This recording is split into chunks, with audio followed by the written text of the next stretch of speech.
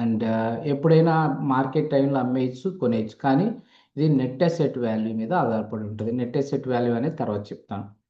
And minimum రూ. 10 నుంచి ఎంతైనా ఇన్వెస్ట్మెంట్ చేయొచ్చు.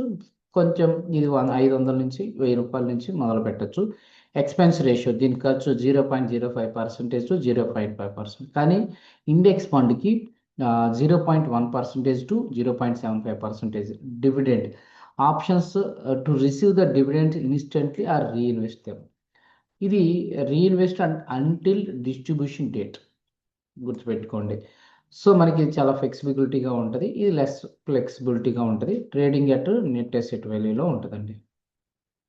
దాన్ని ఇంకా క్లారిటీగా చెప్పాలి అంటే చూడండి, మీరు చూసినట్లయితే ఇది ఈటీఎఫ్లో వచ్చేసరికి స్టాక్ మార్కెట్లో 9:15 నుంచి 3:30 వరకు కొనొచ్చు, అమ్మొచ్చు. ఇండెక్స్ ఫండ్కి ఏంటి, మ్యూచువల్ ఫండ్స్ తరహాలో పనిచేస్తాయి. వీటిని మార్కెట్ ముగిసిన తర్వాత మాత్రమే ఆ రోజు ఎన్ఈఎస్తో ఉన్నాయి.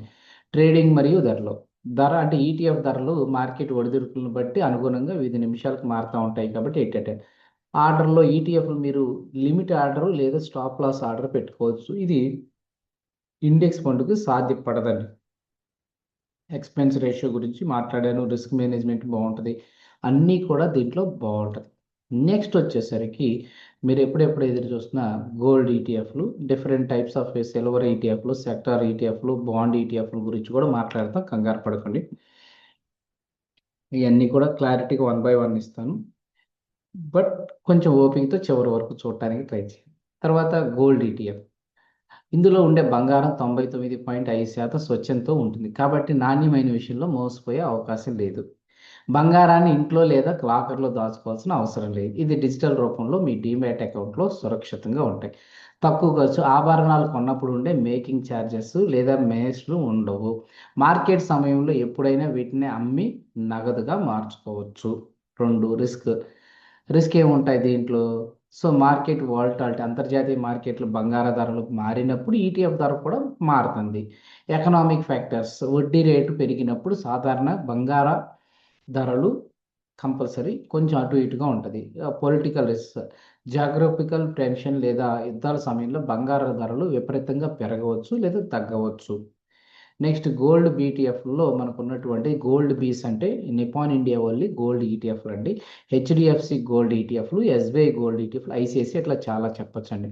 మీ పోర్ట్ఫోలియో కొంత భాగాన్ని కంపల్సరీ ఈటీఎఫ్లు, గోల్డ్ ఈటీఎఫ్లో ఉంచడం చాలా చాలా డైవర్సిఫికేషన్ మంచిది.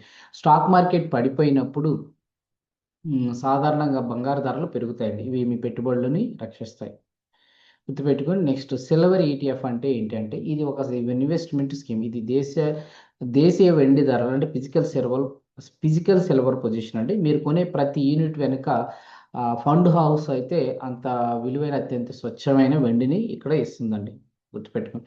వీటిని స్టాక్ మార్కెట్లో పనివేళల్లో షేర్ లాగే ఎప్పుడైనా కొనవచ్చు లేదా అమ్మవచ్చు. ఈటీఎఫ్, వెండిపై ఈటీఎఫ్ ద్వారా ఎందుకు ఇన్వెస్ట్ చేయాలి అంటే తక్కువ పెట్టుబడి. మీరు కేవలం 1 గ్రాము వెండి విలువతో కూడా పెట్టుబడి పెట్టచ్చు. స్టోరేజ్ సమస్య ఉండదు. వెండి వస్తువులను ఇంట్లో పెట్టుకుంటే దొంగల భయానం ఉంటుంది. కానీ ఈటీఎఫ్లో డిజిటల్ రూపంలో ఉంటుంది, డీమ్యాట్ అకౌంట్లో ఉంటుంది. ఫిజికల్ సిల్వర్ను అమ్మటం కంటే ఈటీఎఫ్లో మార్కెట్లో వెంటనే అమ్మి నగదు పొందడం చాలా సులభం, ఈజీగా చెప్పాలంటే.